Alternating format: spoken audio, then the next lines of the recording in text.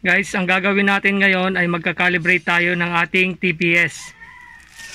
So, bali sa previous video ko po, pinakita ko po sa inyo kung paano mag-test, kung paano natin malalaman kung saan po dyan ang signal wire, saan po ang ground wire, at saan po yung ating voltage wire. So, dito sa ating every wagon, so ang voltage wire niya po, ito pong nasa taas. Ayan po. Tapos ang signal wire niya yung nasa gitna at yung ground wire niya ay yung nasa baba. So panoorin nyo po yung previous video natin kung paano mag-test ng ating TPS. Ngayon ang gagawin natin ay magka-calibrate tayo ng ating TPS. Bali ang signal wire po, ang voltage niya po dyan ay between 0.5 to 1.0. Dito po sa ating voltage wire, bali 5 volts po yan. Tapos ito po yung ground wire natin. Sa pagka-calibrate po ng ating TPS, maglalagay po tayo dito ng needle sa signal wire at sa ating ground wire. So ayan po, naglagay na tayo ng karayom. Ayan. Bali ito lang pong nasa gitna at yung nasa baba po. Hindi po tayo maglalagay dito sa ating voltage wire. Maglalagay lang po tayo sa signal wire at sa ating ground wire.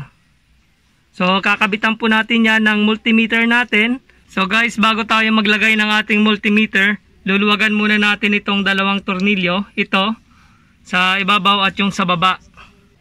Luwagan po natin itong ating TPS para may adjust po natin siya. So bali pa kaliwa lang po. Tapos dito rin po sa baba.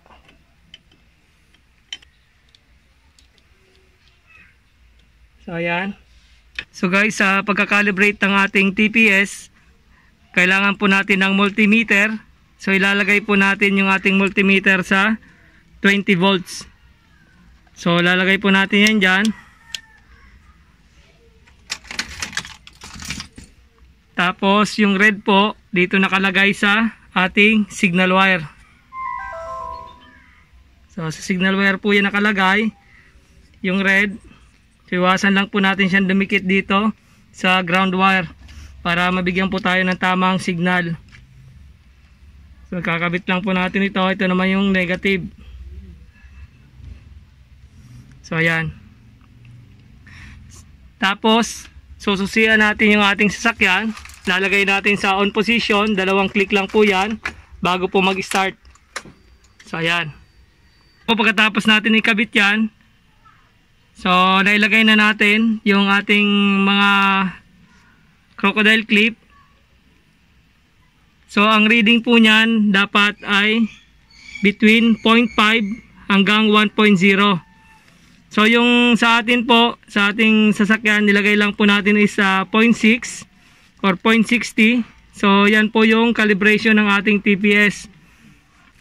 Pero kung gusto po natin ilagay na mas mataas po dyan, so okay lang po, wala pong problema, basta wag po siyang lalagpas sa 1.0 at hindi po siya bababa sa 0.50 na nakasara po yung ating throttle plate.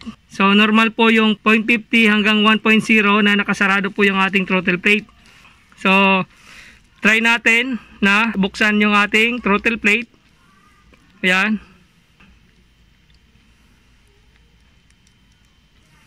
So 3.5 hanggang 4.7 po ang normal po niyan.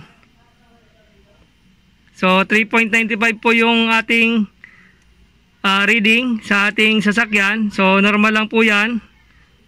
Pasok po sa 3.5 hanggang 4.7 pag naka-open po yung ating throttle plate. Tapos balik po natin ulit. So try po natin i-start.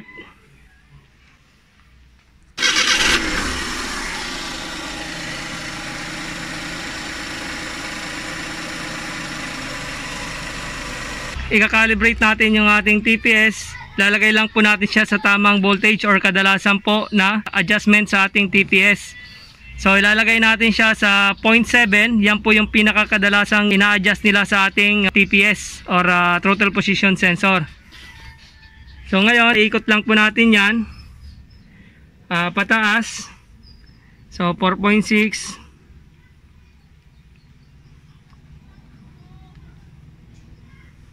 So lalagay natin siya ng 0.7 sa ating multimeter. Yan, 0.70 po. Yan po yung ilalagay natin na calibration ng ating TVS, yung adjustment natin.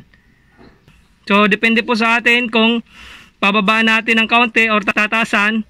Wag lang po siyang lalagpas sa 1.0. So ilalagay lang po natin siya sa 0.70. So ayan po, ihigpitan na natin yung tornilyo. So ayan nga guys, nahigpitan na natin yung ating tornilyo. So tapos na po tayo. So ganyan lang po kadali kung paano mag-calibrate ng ating TPS. So kung nagustuhan nyo po itong ating video, huwag po nating kalimutan i-like, share, and subscribe ang aking channel. At pakiclick po ng ating notification bell para updated po sila sa mga video ko pa pong i-upload. Maraming salamat po at ingat po tayo. God bless po.